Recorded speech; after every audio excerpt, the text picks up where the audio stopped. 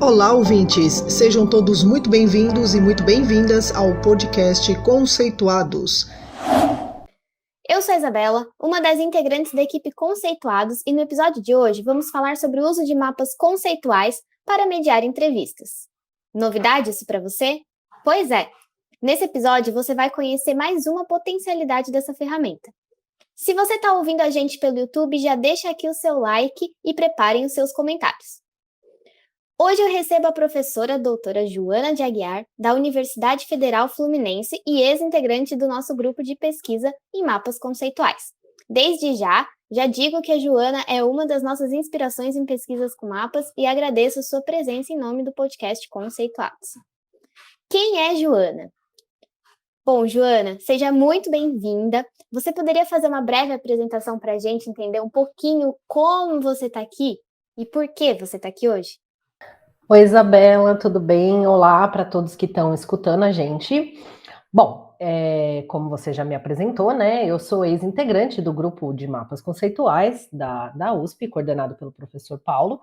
O Paulo foi meu orientador de mestrado e doutorado na área de ensino de química, e eu pesquisei e continuo pesquisando sobre o uso dos mapas conceituais para promover a educação científica de um modo geral e também na formação de professores. Atualmente, eu sou professora adjunta do Instituto de Química da Universidade Federal Fluminense e coordeno um grupo de estudos em cognição e educação científica, onde eu tenho meus alunos que também trabalham com mapas conceituais e outros temas relacionados à área de ensino de ciências. Joana, seja muito bem-vinda. Bom, para a gente começar esse bate-papo, eu queria saber como que o mapa conceitual pode ser usado na coleta de dados e como isso se aplica no contexto de entrevistas. Bom, o mapa conceitual como um instrumento para coleta de dados é algo bem novo. Eu tive a oportunidade de trabalhar com essa técnica, né, especificamente para essa finalidade, durante o meu pós-doutorado, onde eu fiz na Universidade de Surrey, em parceria com um professor de lá, o professor Ian Kinchin, que talvez vocês já tenham ouvido falar em outros podcasts. E durante o meu pós-doutorado, eu pude fazer a coleta de dados, entrevistando professores, para entender um pouco melhor sobre as questões voltadas a concepções que eles tinham sobre ensino, né? Então, os mapas conceituais, nesse sentido, eles são usados como uma ferramenta de apoio, vamos dizer assim, para, à medida em que a entrevista ocorre, ao invés da gente apenas gravar em áudio ou depois a gente ter que fazer a transcrição total da entrevista e gerar aquela enorme quantidade de informações, o que normalmente a gente faz é utilizar o mapa como suporte para a representação daquilo que o entrevistado entende do assunto que nós estamos mapeando, né? Então, você quer entender um pouco melhor o ponto de vista, a opinião, as concepções, aquilo que ele acredita, as crenças, né, desse entrevistado. Então, o que você faz, a gente vai fazendo as entrevistas, vai ocorrendo a entrevista, né? E aí a gente vai mapeando, literalmente, aquilo que a pessoa entende sobre o assunto. E aí o mapa é usado como um suporte para fazer a representação através de conceitos e proposições. Como que o mapa é feito durante a entrevista? Bom, a gente começa, isso, claro, né? Eu acho que existem diferentes formas, né? Talvez as pessoas que forem decidir usar o mapa para fazer entrevista, né? A ideia é que cada um agregue um pouco da sua experiência. Então, se você já tem experiência em fazer entrevista, acredito que seja talvez de uma forma diferente. Mas a ideia aqui é a gente iniciar sempre com uma entrevista semi-estruturada, né? Então, a entrevista semi-estruturada, ela tem um certo roteiro, vamos dizer assim. Então, você seleciona algumas perguntas chaves, que são aquelas que você precisa fazer para o entrevistado, né? Essas perguntas são fundamentais para garantir uma certa ordem, uma certa organização da sua entrevista, para que não se perca, né? A informação não se perca durante a entrevista, porque a gente começa falando de uma coisa, dali a pouco está falando da novela, daqui a pouco está falando do jogo, do futebol. Então, assim, para manter ali o foco, vamos dizer assim, a gente estabelece algumas perguntas a priori, antes de começar a entrevista. E aí, o que eu faço normalmente é começar apresentando o que é um mapa conceitual para o meu entrevistado, porque normalmente as pessoas que estão sendo entrevistadas não sabem o que é um mapa conceitual. Então, eu mostro, olha, o mapa conceitual é assim, assado. Às vezes eu levo um exemplo, um mapa impresso, né? E aí eu mostro o mapa e falo, olha, a gente vai construir isso aqui juntos, então não precisa se preocupar, a gente vai fazendo isso, mas eu gostaria que à medida que a entrevista fosse ocorrendo, você fosse me corrigindo ou corrigindo o mapa, se caso isso não representar de fato a sua visão, né? Então o que a gente faz eu vou fazendo as perguntas, e aí eu vou escrevendo os conceitos em post-its, né? Post-it, né? No caso, notas autoadesivas, não necessariamente da marca post-it, mas notas autoadesivas, aquelas autocolantes, né? Eu vou escrevendo os conceitos, vou colando numa folha A3. Normalmente eu faço usando uma folha A3, porque é uma folha relativamente um pouquinho maior, e aí dá para, né, ter um pouco mais de liberdade ali. E aí a gente vai, à medida que a pessoa vai respondendo, eu vou tentando retratar aquilo que eu escuto de mais relevante dentro da pergunta que eu fiz, e eu vou estabelecendo proposições. E aí nós vamos lendo depois isso junto e vai fazendo a correção e a revisão. E aí risca, rabisca, tira post-it de um lado, cola para o outro, muda de cor a caneta para poder representar alguma coisa que mais chama atenção. Às vezes a pessoa fala, não foi isso, não foi exatamente isso que eu quis dizer, e tudo mais. Né? Então, basicamente, né, o que a gente faz é isso, né? A gente vai fazendo o mapa, é uma co-construção, vamos dizer assim, uma colaboração durante a construção desse mapa conceitual para representar o que há de mais importante no discurso que essa pessoa está te falando durante a entrevista, né? E é claro que não dá para representar absolutamente tudo, né? Mas a visão mais predominante daquilo que você está perguntando, você vai conseguir retratar.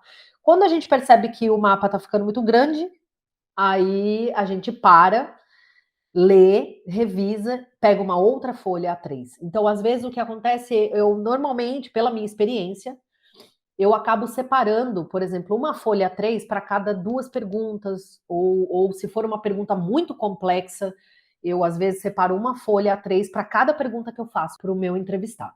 Em média, essas entrevistas, elas costumam levar quanto tempo? Olha, na primeira vez que eu fiz isso, eu acho que isso é uma questão de experiência e também depende do seu entrevistado, né? Porque às vezes a pessoa gosta de falar e às vezes você tem que deixar a pessoa falar, porque ela está expondo um ponto de vista e às vezes a coisa é complexa. Então, se for uma pergunta muito complexa, por exemplo, eu tinha uma pergunta que era algo do tipo: olha, o que você entende por interdisciplinariedade? Imagina, isso é uma pergunta muito complexa, né? Até a pessoa conseguir expor tudo que ela pensa. E aí o que acontece, né? Quanto mais especialista no tema, mais a pessoa sabe. Então, a primeira vez que eu fiz isso, eu levei tipo 6 horas. Uma entrevista para fazer ali 4, 5 mapas conceituais. Isso foi melhorando ao longo do tempo, tá certo? Eu fui me ajustando e eu fui mantendo, eu fui percebendo que eu não posso me engajar muito na conversa. Então eu faço a pergunta, a pessoa responde, a gente explora o mapa e acabou. Próxima pergunta. E assim a gente vai, eu não posso ficar dizendo o que eu penso, o que eu acho, e aí emendando, né? Então a gente tem que se focar na entrevista.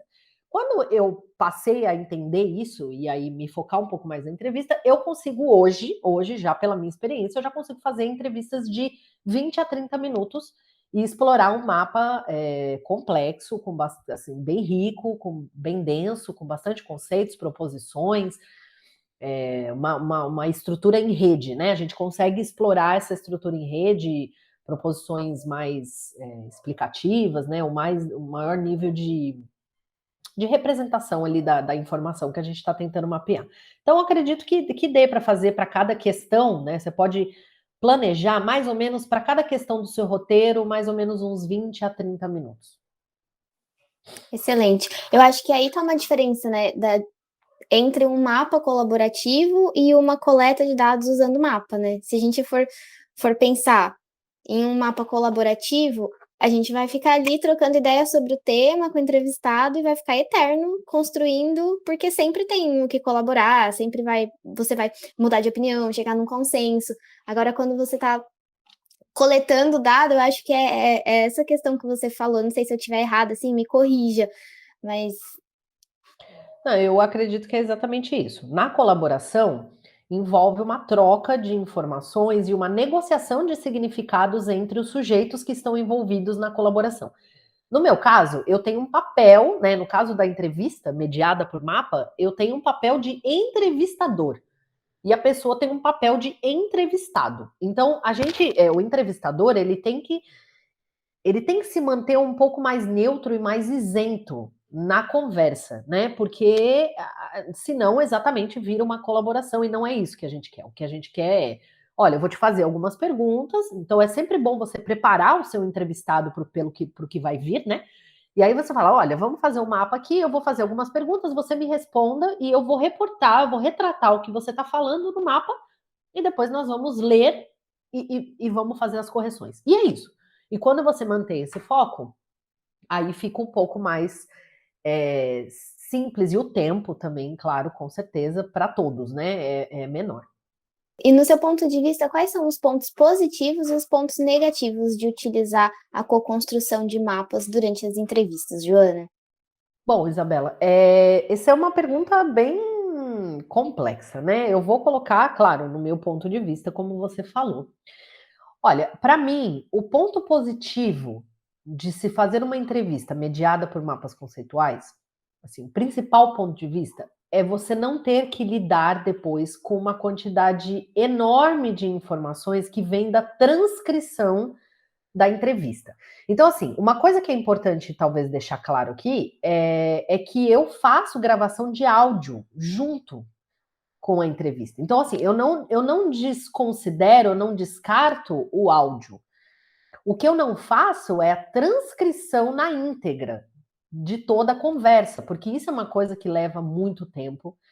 Se você tiver, imagina se você tiver um grupo de pessoas e você vai reportar, isso já aconteceu, né? De eu mediar a entrevista com um grupo focal, que a gente fala. Então, eram 4 professores falando ao mesmo tempo e eu tinha que reportar o que eles estavam falando no mapa. Então, se não coloca o áudio, você perde informação, é óbvio.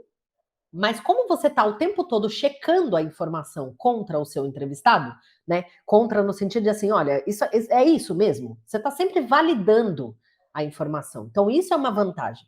Né? Então, você vai co-construindo, mas você vai ao mesmo tempo validando. Olha, mas é isso que eu entendi mesmo? É isso aqui? Você acha que esse é o conceito melhor que representa? Você acha que essa relação conceitual representa o que você entende, o que você sabe? Então, isso é um ponto positivo, porque o mapa conceitual já é o produto da sua entrevista. Então, você não precisa necessariamente depois ficar transcrevendo e tendo que criar categorias para, né, para classificar o que o seu entrevistado falou, para depois, então, fazer uma análise de conteúdo ou uma análise discursiva. Você pode já observar as relações conceituais do mapa. E aí, o que eu tenho feito é, quando isso vira um produto de pesquisa, né, quando isso é feito uma coleta de dados para gerar uma pesquisa, o que eu faço depois é colocar trechos, né? Então, por exemplo, a proposição está no mapa, mas o que exatamente o entrevistado quis dizer com aquela proposição? Aí eu vou lá no áudio, vou buscar evidências de um argumento que ele trouxe junto com aquela proposição, e aí eu coloco no meu artigo, no meu trabalho, a citação literal, né? Ou seja, aí a transcrição mesmo do discurso, exatamente da forma como o professor ou a pessoa, o entrevistado, falou durante a entrevista, né? E aí sim eu começo a esmiuçar um pouco mais esses significados que as pessoas dão para conceitos e proposições e etc. Bom, vou emendar aqui já um ponto negativo. Para mim, o ponto negativo da co-construção do mapa é que, infelizmente, você não consegue se retirar completamente da pesquisa. Mas isso é um ponto negativo de toda pesquisa qualitativa, tá certo? Não é que é um ponto negativo no sentido de ser ruim, e sim porque a gente precisa entender que existem limitações em todas as metodologias que a gente adota de pesquisa. Metodologias qualitativas, por exemplo, no caso de entrevistas que você faz, também existe a influência do próprio entrevistador. Você estar ali durante a entrevista já é uma limitação. Mas no caso do mapa, é ainda um pouco pior. Por quê? Quem escolhe os conceitos que vão parar no mapa a partir do discurso da pessoa que você está entrevistando é você, é o entrevistador. Então, inevitavelmente, você está colocando um pouco de decisões ali que você toma em voo, né? Então, ou seja, durante a entrevista, você toma decisões como entrevistador. Então, você escuta a pessoa respondendo e aí você capta alguns conceitos que você acha importante e vai colocando no mapa. Agora, quem disse que esses conceitos são de fato os mais importantes? Quem disse que esses... Então, isso é uma limitação da pesquisa. Isso não quer dizer que isso invalidaria a sua pesquisa, mas isso é uma limitação, isso é um ponto negativo, tá certo? Dentro da ideia da co-construção do mapa. Apesar de você já conseguir ir validando essa informação, mas inevitavelmente existe uma influência da pessoa que está entrevistando. Então, isso para mim é um ponto negativo. Bom, e além de ter o domínio da técnica de mapeamento, de tomar o cuidado na questão da influência, o uso de mapas na coleta de dados, como a gente vem exemplificando nesse episódio, exige alguma outra preparação por parte do entrevistador?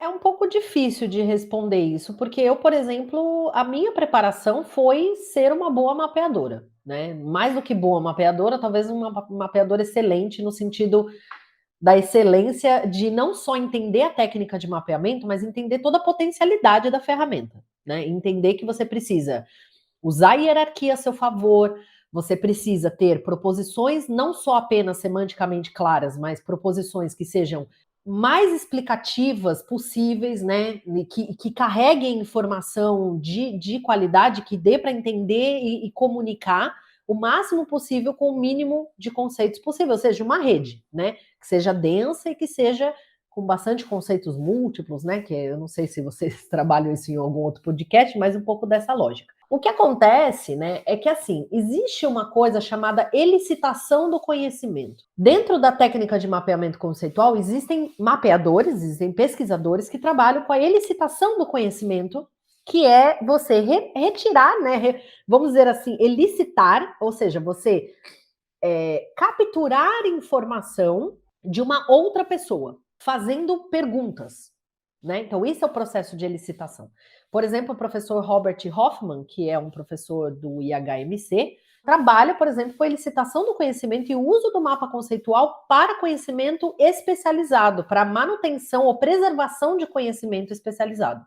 Então, eu assisti muitos vídeos desse professor para entender como ele fazia esse processo de elicitação, para entender esse jogo de perguntas e respostas. Porém, no caso da elicitação, a entrevista não é estruturada, é aberta. Então, ele pergunta na medida do que a pessoa vai respondendo.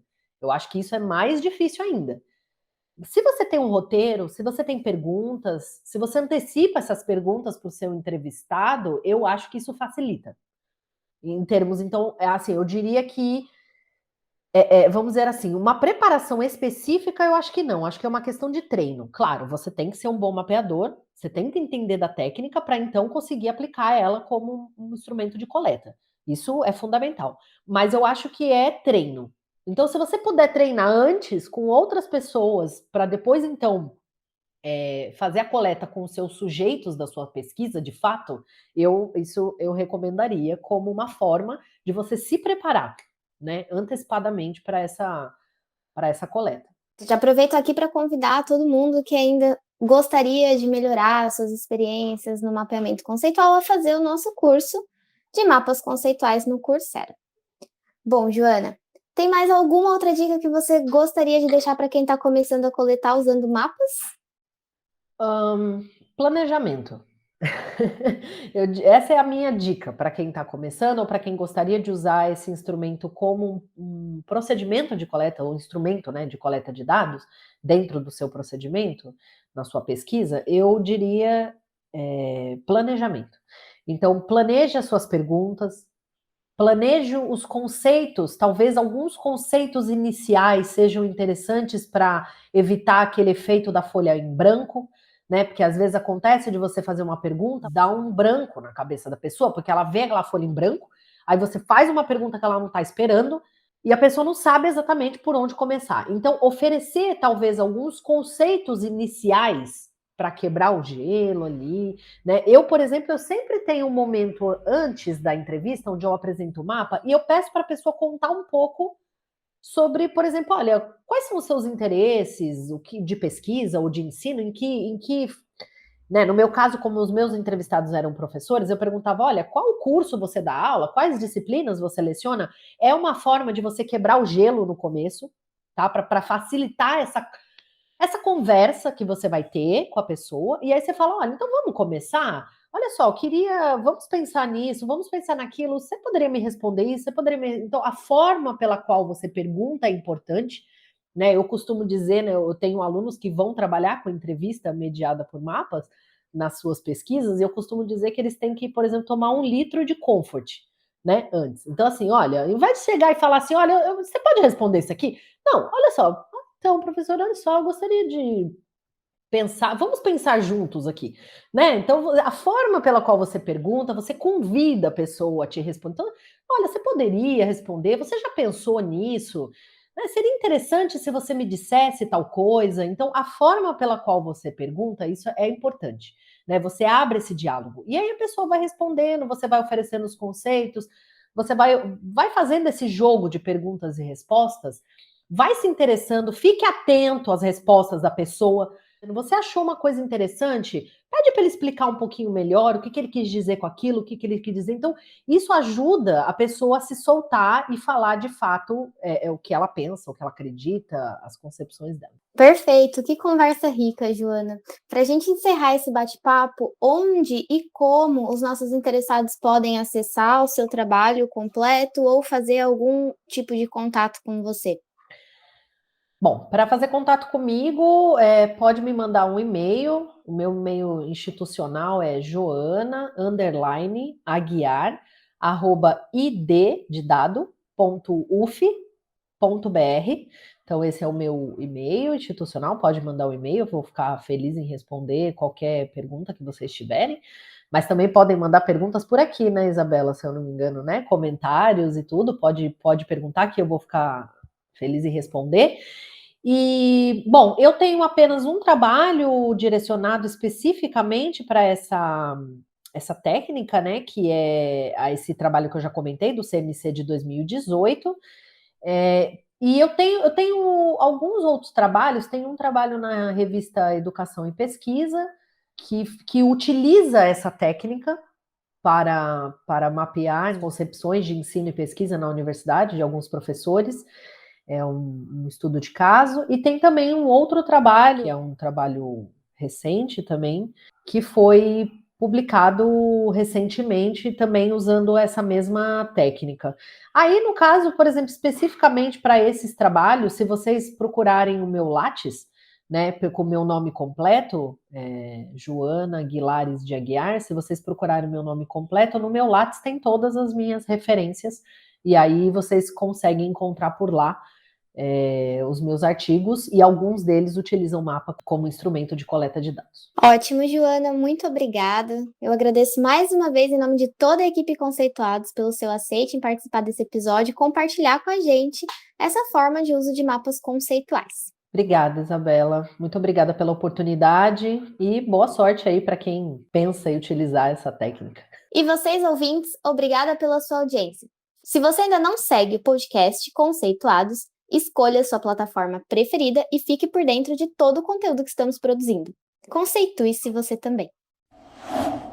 Além do podcast, você pode encontrar informações sobre o nosso grupo de pesquisa e o conhecimento produzido no canal do YouTube, Facebook e LinkedIn Mapas Conceituais e o nosso perfil no Instagram, Conceituais Mapas. Esperamos vocês por lá.